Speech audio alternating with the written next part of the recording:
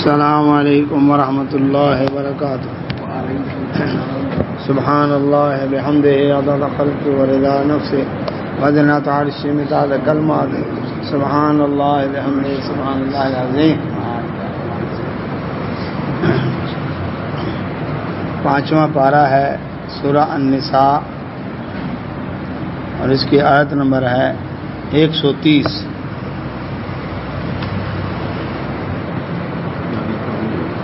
سورہ نساء آیت نمبر 130.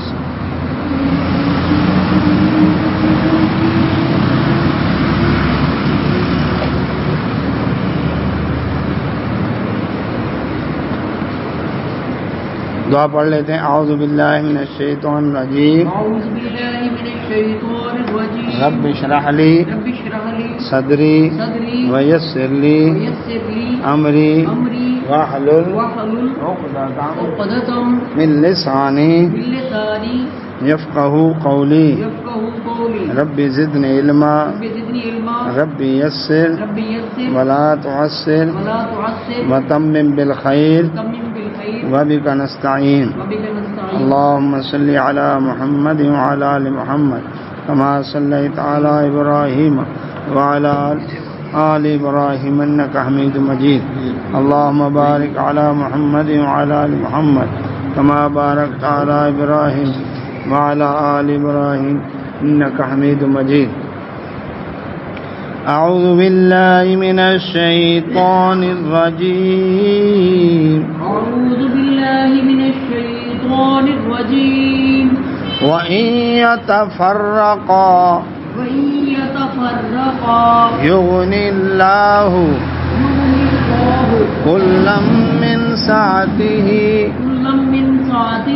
وَكَانَ اللَّهُ وَاسِعًا حَكِيمًا.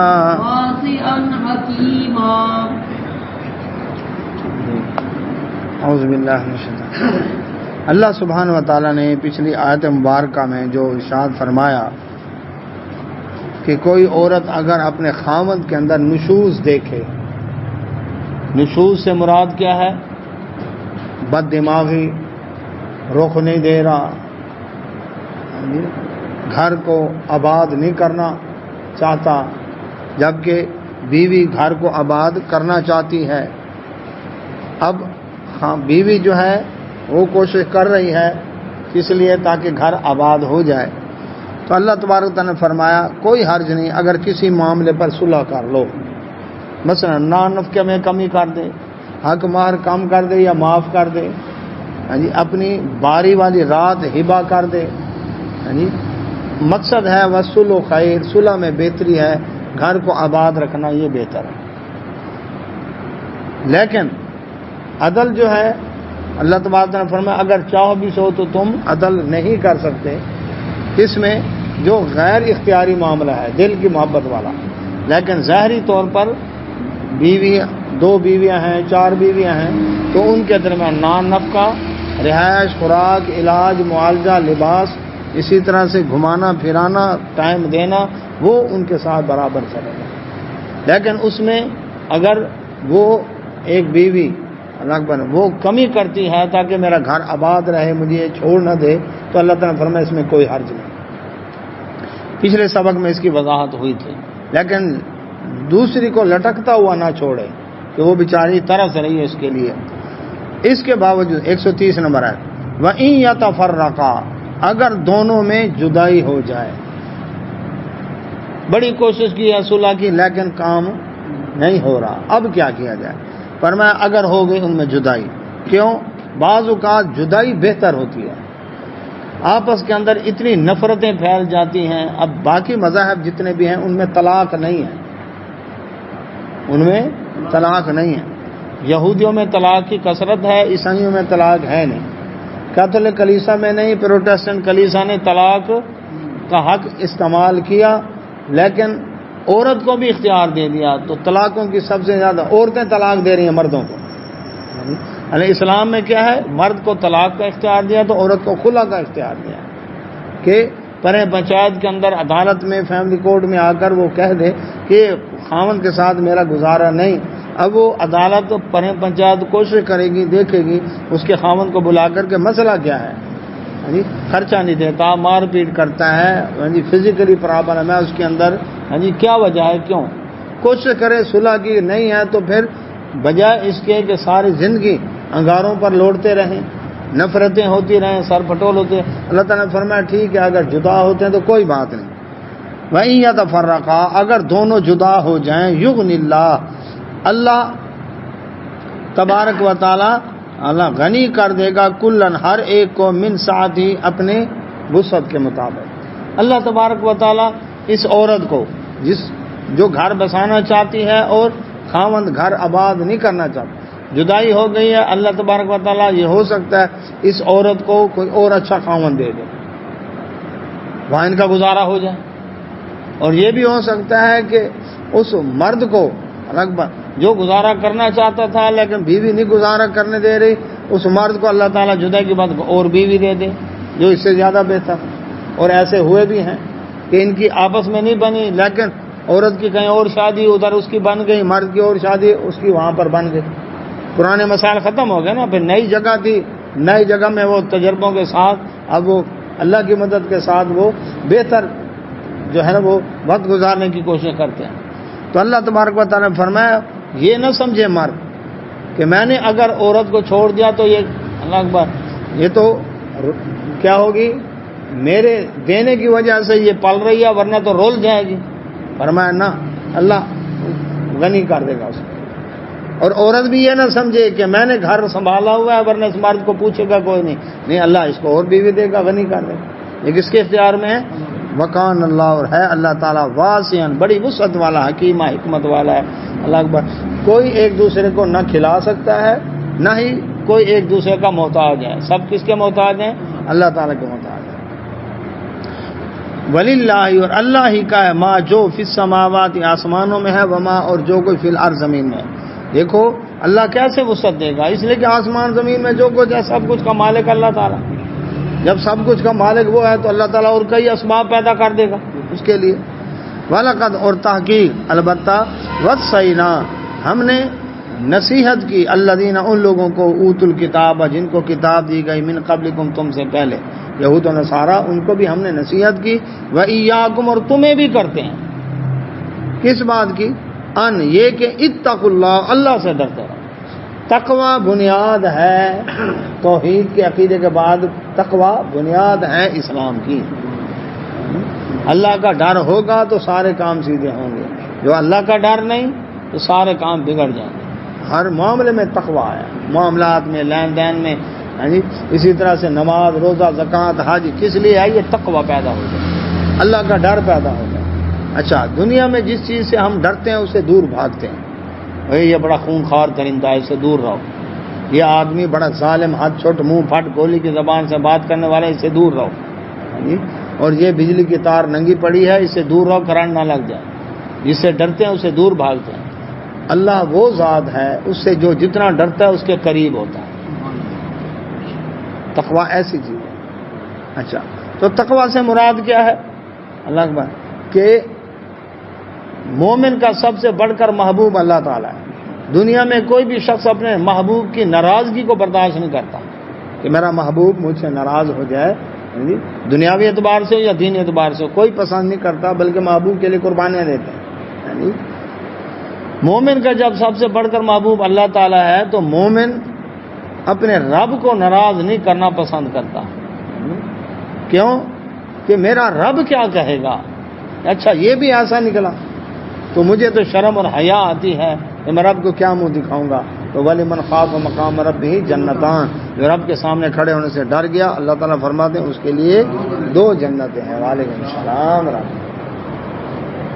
تو اللہ سبحانہ و تعالیٰ فرماتے ہیں اتقوا اللہ، کہ اللہ تعالیٰ کا تقوی اختیار کرو، وَإِن اور اگر 131 نمبر ہے، اور اگر تکفروا تم انکار کرو گے، کفر کرو گے، رب کی نہیں مانو گے، تقوی اختیار نہیں کرو گے، نافرمانی میں بغاوت کرو گے، کوئی بات نہیں، فإن للہ پس بے شک اللہ ہی کا ہے، ما جو کچھ فی السماوات آسمانوں میں ہے، وما جو کچھ فی الارض زمین میں، آسمان زمین میں جو کچھ ہے سب کا مالک اللہ، یعنی اللہ تمہارا محتاج نہیں ہے، کیا فرمایا حدیث قدسی؟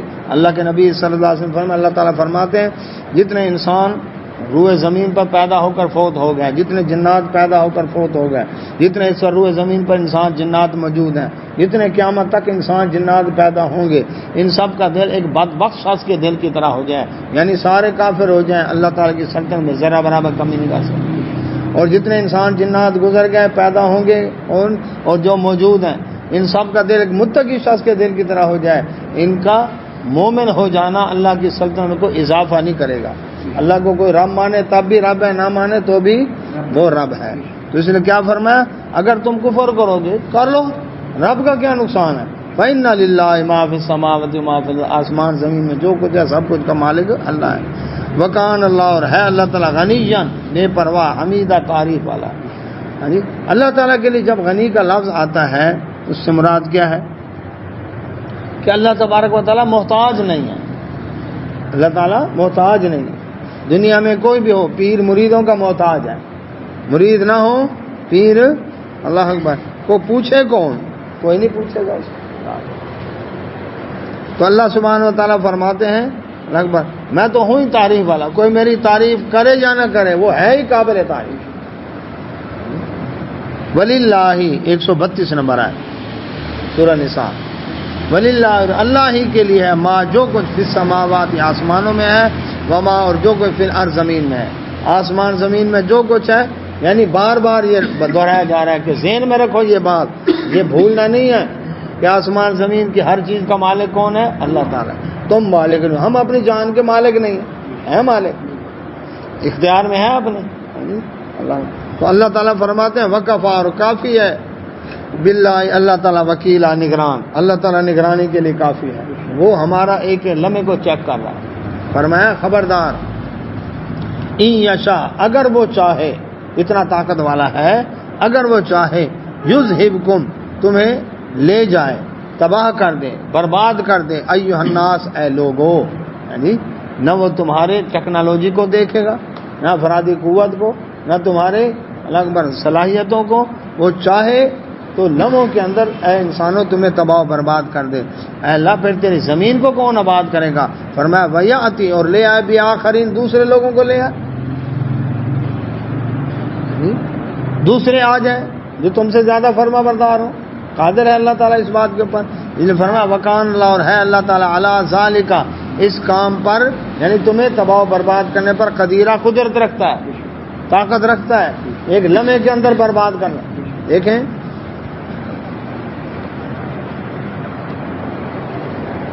زمین کے اندر سے لاوا پھوٹتا ہے،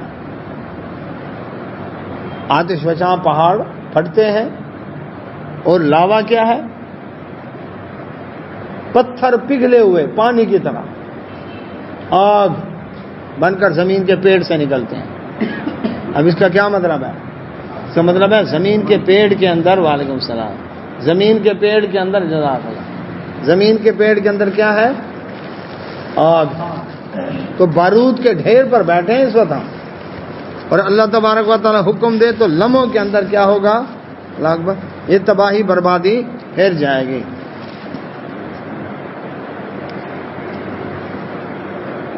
تو اللہ سبحانہ و تعالیٰ فرماتے ہیں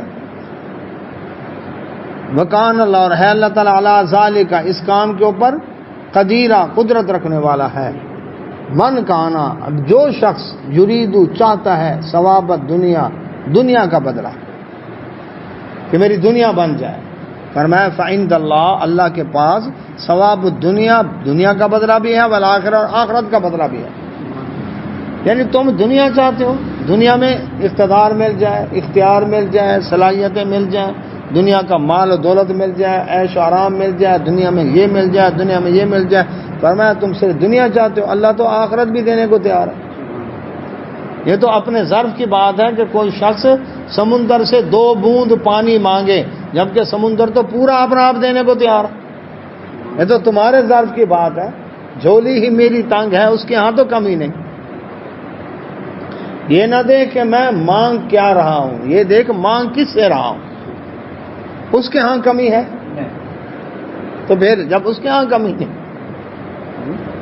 تو اللہ سبحانہ و تعالیٰ فرماتے ہیں جو شخص دنیا کا بدلہ چاہتا ہے، اب اس وقت جتنی بھی دنیاوی ترقی ٹیکنالوجی یہ سب کس لیے کر رہے ہیں؟ دنیا کے لیے، چاہے کافر قومیں ہیں چاہے لبرل سیکولر مسلمان ہیں، جی کیا ہے جی ہماری دنیا بن جائے، یہیں کے مستقبل، آخرت کی فکر نہیں ہے الا ماشاء اللہ۔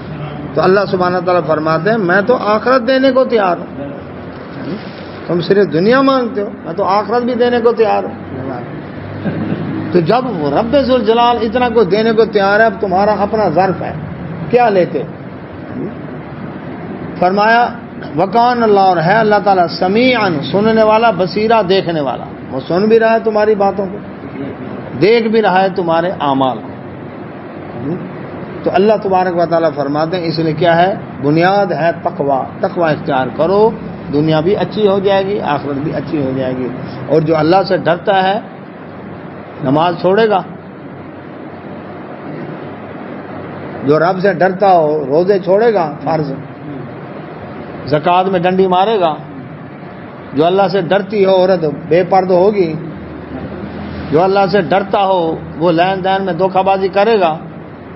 اب دیکھتے ہیں نا کہ اللہ سے ڈرتے ہیں کہ نہیں ڈرتے، جو اللہ سے ڈرتا ہو اللہ کے حکموں کی نافرمانی کرے گا، یہ ڈر نکل جاتا ہے ہمارے دلوں سے، جس کی وجہ سے نافرمانی کرتے ہیں۔ تو اللہ کا ڈر ہو دل کے اندر، پھر زبان پر گالی کیوں آئے، پھر اس کی نظر بے لگام کیوں ہو، پھر کان اس کے رب کی نافرمانی والی باتیں کیوں سنیں، زبان سے اللہ کی بغاوت والی باتیں کیوں ہوں، اس کے ہاتھ اور زبان سے دوسرے محفوظ ہوتے ہیں۔ تو جس دل میں تقوی ہوگا پتہ چلے گا واقعی اس میں تقوی ہے، اس کو ادھر حلال ہے ادھر حرام ہے، اس نے حرام کو چھوڑ کر حلال کو اختیار کیا ہے، یہ ہے تقوی۔ ورنہ کوئی شخص کسی کو اللہ اکبر پابند نہیں کر سکتا کسی بھی معاملے میں، کیوں؟ اس وجہ سے 24 گھنٹے تو کوئی بھی کسی کے ساتھ نہیں ہے۔ تو جب اللہ کا ڈر ہوگا پھر یہ ضرورت نہیں ہوگی خبردار کیمرے کی آنکھ آپ کو دیکھ رہی ہے، ضرورت ہوگی؟ مجھے پتہ ہے میرا اللہ تو دیکھ رہا ہے۔ تو اللہ سبحانہ و تعالیٰ فرماتا یا ایھا الذین آمنوا، اے ایمان والو، ایمان والوں سے بات ہو رہی ہے، ایمان والو تم تو ایمان والے ہو، تم تو اللہ کو ماننے والے ہو، اس کے رسول صلی اللہ علیہ وسلم کو ماننے والے ہو، تو اے ایمان والو کونو ہو جاؤ قوامین، کھڑے، بالقسط انصاف کے ساتھ، شہداء گواہ بن جاؤ، للہ اللہ کے، اللہ کے لیے گواہی دو۔ اللہ تبارک تعالیٰ فرماتا ہے ایمان والوں سے کہ انصاف کے لیے کھڑے ہو جاؤ۔ ایک تو ہے انصاف کرنا،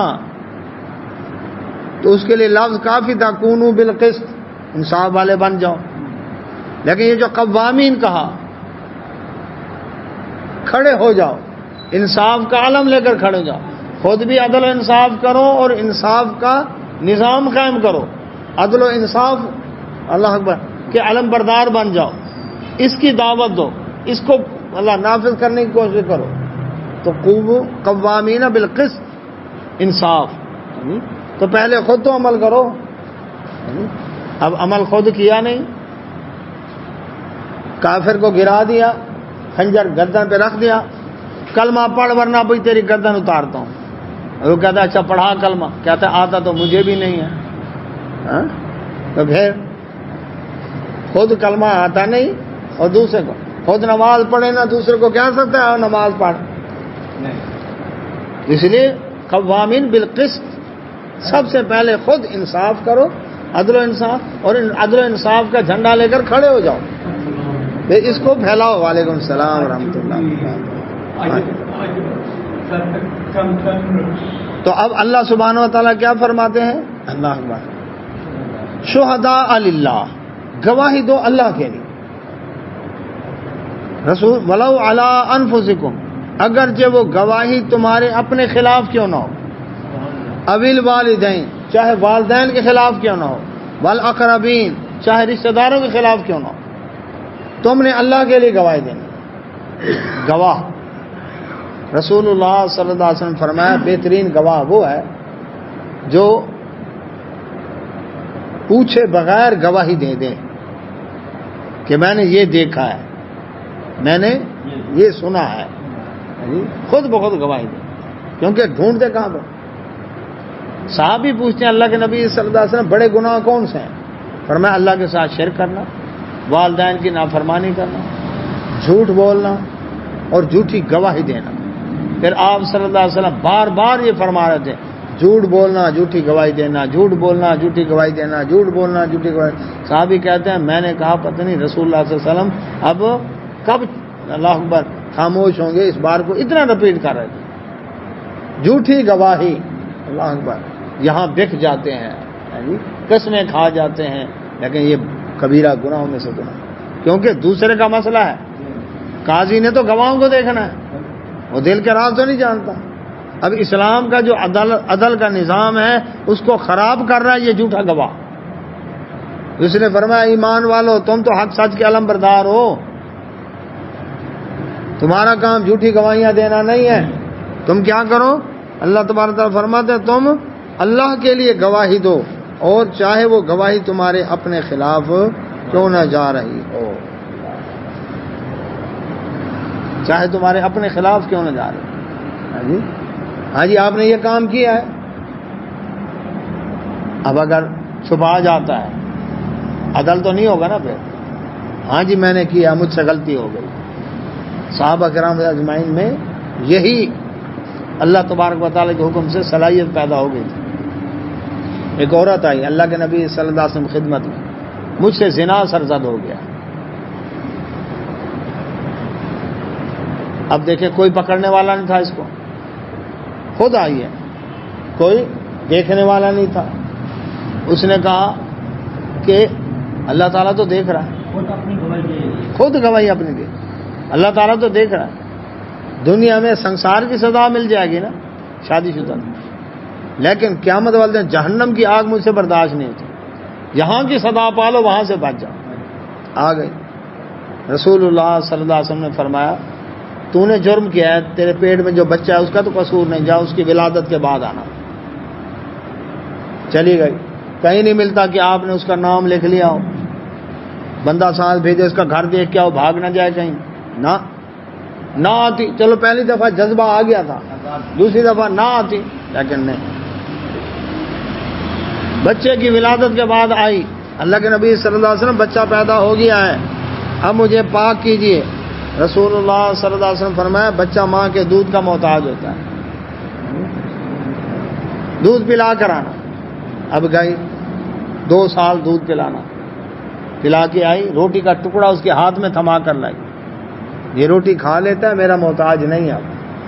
ہاں جی اللہ کے نبی صلی اللہ علیہ وسلم نے وہ بچہ ایک انصاری صحابی کے زیر کفالت دیا کہ تو اس کو پال، کیونکہ اس کا تو قصور نہیں ہے، اور اس عورت کو زمین میں گڑھا کھود کر سینے تک دفن کر کے چاروں طرف سے پتھر مارے صحابہ کرام، خون کے چھینٹے اڑے، اور ایک صحابی خالد بن ولید رضی اللہ عنہ کے کپڑوں پر پڑے، ان کی زبان سے ذرا سخت لفظ نکل گئے کہ ایسا جرم نہ کرتی تو ایسی، اللہ اکبر، پتھر نہ مارے جاتے اس کو۔ رسول اللہ صلی اللہ علیہ وسلم فرمایا غصے ہوئے، فرمایا خالد تجھے پتہ ہے اس عورت نے جو توبہ کی ہے مدینہ کے 70 گناہ گاروں پر تقسیم کی جائے سب کے گناہ اللہ معاف کر دے، اتنی اعلیٰ توبہ کی، خود اقرار کر رہے ہیں نا میں نے جرم کیا۔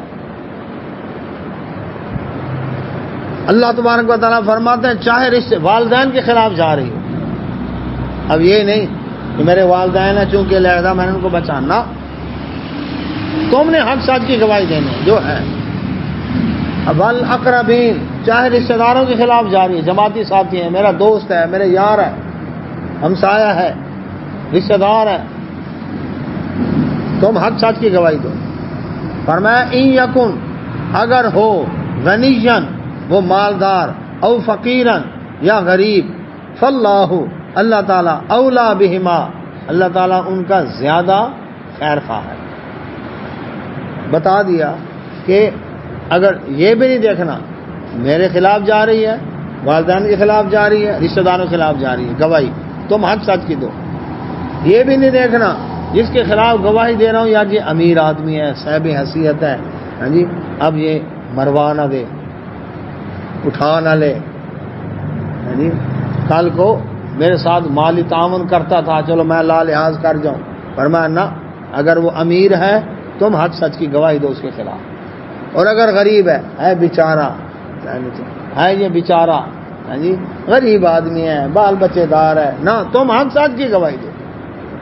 یہ ہے نا عدل. اور ہمارا عدل کیا ہے؟ نانا بہشتی چوری کر کے آندھا بھی آئی، ملا دوزخی نے پکڑوا دیتے. نانا چونکہ میرا نانا ہے نا، اب وہ چاہے چوری کر کے آ رہا ہے، اس کو کہا بہشتی، وہ جنتی ہے کیونکہ میرا نانا جو ہے. اور مولوی جو ہے جو متقی پرہیزگار اللہ اللہ کرنے والا، اس نے چونکہ میرے نانا کو پکڑوایا اس لیے وہ دوزخی ہے، وہ جہنمی ہے. یہ معیار نہیں ہونا چاہیے. یہ چونکہ اپنا ہے اس کو بچوانا ہے، یہ چونکہ پڑھایا ہے اس کو پکڑوانا ہے، نہ تم نے حق سچ کی گواہی دینی ہے. یہ ہے نا عدل. تو اللہ سبحانہ وتعالی کے نبی صلی اللہ علیہ وسلم نے ایک صحابی کو بھیجا، عبداللہ بن رواحہ رضی اللہ تعالیٰ. یہ خیبر کے یہودیوں کے پاس گئے خراج لینے کے لیے، حساب لگاؤ ان کی زمینوں کا اور اس سے وصول کر کے لے آؤ. یہودی سردار آئے، ہاتھ ہلکا رکھنا، یہ آپ کی خدمت کرتے ہیں، مال پانی رشوت کے لیے پیش کیا. پتہ انہوں نے کیا جواب دیا؟ جس کی طرف سے میں آیا ہوں مجھے کائنات میں سب سے بڑھ کر اللہ کی مخلوق میں ان سے محبت ہے، اور تم میں پوری کائنات میں مجھے سب سے زیادہ نفرت تم سے ہے، لیکن تمہاری نفرت اور محبوب کی محبت مجھے عدل سے نہیں ہٹائے گی، کروں گا انصاف. یہودیوں کے عالم پکار اٹھے، اسی عدل کی وجہ سے آسمان زمین قائم ہے. چاہے کافر بھی ہے عدل کرنا ہے. تو اسلام کا تو یہ نظام ہے. تو اللہ سبحانہ و تعالیٰ فرماتے ہیں اگر وہ غریب ہے یا امیر ہے، اللہ زیادہ خیر خواہ ہے تمہاری نسبت ان کا. فلا تتبعوا، نہ پیچھے چلو، الہوا، خواہشات کے، ان تعدلوا کہ تم عدل کو چھوڑ بیٹھو، اپنے دل کی خواہشوں کو نہ دیکھو، تم اللہ کے حکم کو دیکھو. ایمان والو اللہ کے لیے انصاف کے ساتھ کھڑے ہو جاؤ. گواہی چاہے تمہارے خلاف ہے، چاہے والدین کے خلاف ہے، چاہے رشتہ داروں کے خلاف ہے، چاہے امیر کے خلاف ہے، چاہے غریب کے خلاف ہے. گواہی دی امیر کے خلاف، امیر نے قتل کر دیا، یہ شہادت کی موت ہے، یاد رکھیں. یہ موت شہادت کی ہے، حق کی گواہی کے لیے کھڑا ہوا ہے نا، یہ ہے گواہ. تو اللہ تعالیٰ فرماتے ہیں وَإِن طَلْبُوا، اگر یہ زبان کو مروڑیں گے، گواہی کو گول مول کریں گے. طلبو کا معنی کیا؟ بیان تو کیا، گواہی تو دی، لیکن جس پوائنٹ کی وجہ سے وہ پکڑا جاتا اس کے اوپر جو اس پوائنٹ کو گول کر دیا. یہ ڈنڈی ماری، اور میں اگر ڈنڈی مارو گے، طلبو اگر ڈنڈی مارو گے گواہی دینے میں، او تعرضو، یا منہ موڑو گے، گواہی کے لیے نہیں جاؤ گے، میں جاتا ہی نہیں، حالانکہ یہ جائے گا تو مسئلہ حل ہوگا.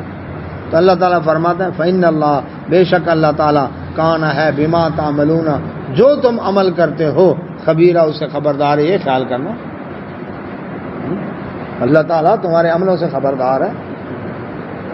تو عدل کرنا یہ حکم ہے کس کا؟ قرآن کا، چاہے کافر کیوں نہیں.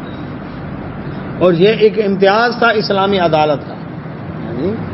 یہود میں پتہ کیا ہے کہ قاضی جج جب بیٹھے، یہود کی تالمود میں لکھا ہے، جیوش انسائکلوپیڈیا میں بھی موجود ہے، کہ اسرائیلی جج ہے، یہودی جج ہے، اس کے پاس مقدمہ آ گیا ایک یہودی اور غیر یہودی کا. وہ دیکھے حکیمات سے ساتھ دل تھام کے سنیے، یہودی جج دیکھے اگر اپنے یہودی بھائی کو جتوا سکتا ہے اپنے قانون کے مطابق تو فیصلہ کر کے کہہ دے یہ ہمارا قانون ہے، ہم اس کے مطابق فیصلہ کریں. اور اگر اس کو جتوا سکتا ہے غیر یہودی کے قانون کے مطابق تو اس کے مطابق فیصلہ کر کے کہہ دے یہ تمہارا قانون ہے، اس کے مطابق فیصلہ کریں. اور اگر دیکھتا ہے نہ یہودیوں کے قانون کے مطابق نہ غیر یہودی قانون کے مطابق نہیں جتوا سکتا تو جیسے چاہے اپنے بھائی کو مقدمہ جتوائے.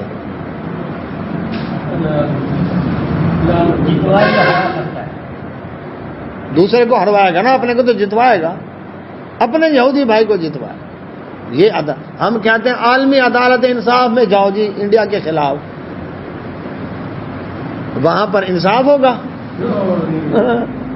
وہ عدل کریں گے؟ انہوں نے نہیں عدل کرنا. کوئی ایک مسئلہ ایسا بتائیں جو ان کافر اللہ اکبر قوموں نے مسلمانوں کا حل کیا ہو. کوئی ایک مسئلہ بتائیں، کشمیر کا، فلسطین کا، کوئی ایسا مسئلہ بتائیں جو انہوں نے حل کیا کوئی. اس کی وجہ یہی ہے کہ ان کا نہیں حل کرنا.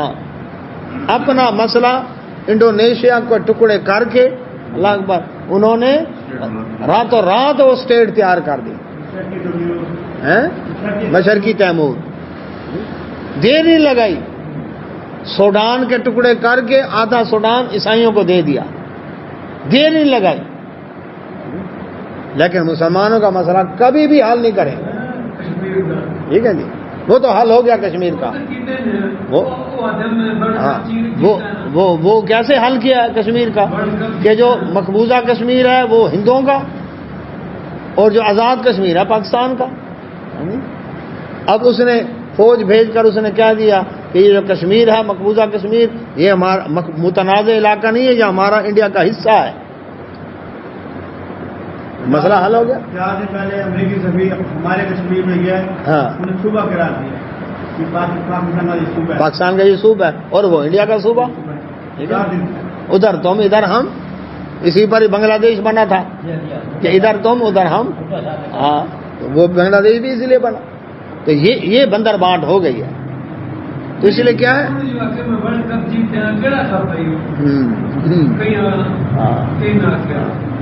زبان پر کچھ اور عمل کچھ. اچھا اب آ گیا معاملہ کس کا؟ عافیہ صدیقی کا، جس نے صرف پسٹل تانا ہے، گولی چلائی بھی نہیں، بندہ بھی نہیں مارا. اس کو عمر قید سزا 86 سال 88 سال. ٹھیک ہے جی. اچھا ریمنڈ ڈیوس جو کرایہ کا گنڈا تھا، بھرے چوک میں 3 آدمی قتل کیے اس نے، 2 کو فائر مارا اور ایک اس کی گاڑی کے نیچے آ کر مرا. سب گواہیاں شہادتیں سب کچھ موجود. ہاں جی. لیکن جیل کے اندر ہی امریکی سفارت خانے سے کھانا آتا تھا جیل میں ہی عدالت لگی، جیل میں ہی جج بیٹھا. اور کیا ہوا جی؟ وہ جناب اب کیسے دیت دے دیا جی اس نے. دیت اسلامی قانون ہے یا کافروں کا قانون ہے؟ اسلامی ہے نا. آ گئی وہی بات کہ وہ دیکھو جی تمہارے قانون کے مطابق ہم نے دیت دی ہے اور دیکھو لے گئے. ہاں کرنل حبیب بنگلہ دیش میں نیپال سے اٹھایا گیا. ہاں جی. انڈیا کی راہ نے اس کو اٹھایا. پاکستان کی ISI کا لگ بھگ ریٹائر افسر تھا کرنل حبیب. ہاں جی. اور ابھی نندن دیا ہے، اس کے بدلے وہ لے سکتے تھے نا، نہیں لیا. ابھی نندن کی رہائی کا مطالبہ بھی نہیں کیا اس نے. اس کو بارڈر پر لینے نہیں آئے وہ. لیکن ہم بہت زیادہ فرما بردار ہیں، شاہ سے زیادہ شاہ کے وفادار، اس کو دے دیا. تو بات یہ ہے کہ انصاف نہیں رہا. یعنی تو عدل کیا ہے؟ عدل یہ ہے کہ کافر سے بھی عدل کرنا ہے، یعنی اس کے ساتھ بھی اللہ اکبر کو ایسا سلوک نہیں کرنا جو عدل کے خلاف ہو. لا یجرمنکم شنآن قوم علی اللہ تعدلوا اعدلوا هو اقرب للتقوی.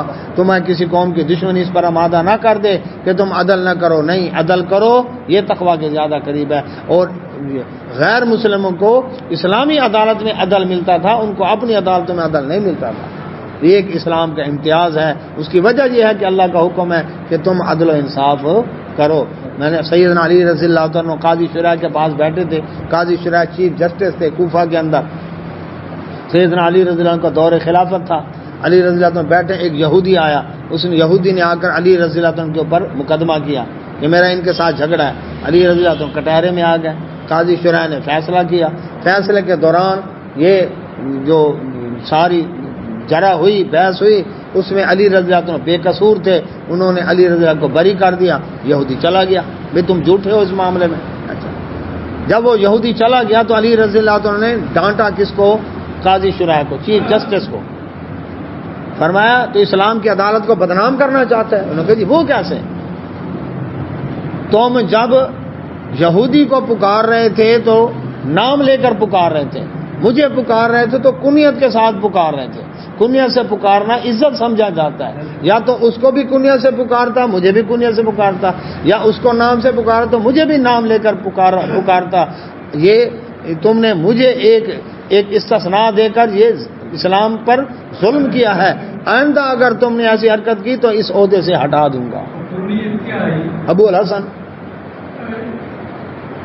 یہ کنیا تھی. تو مقصد کیا تھا اللہ اکبر کہ اتنا بھی برداشت نہیں تھا. تو یہ ہے اسلام کی عدالت، یہ ہے عدل. اللہ سے دعا اللہ سب نے ہمیں توفیق عطا فرمائے. وآخر دعوانا الحمدللہ سبحانک اللہم وبحمدک اشہد ان لا الہ الا انت استغفرک.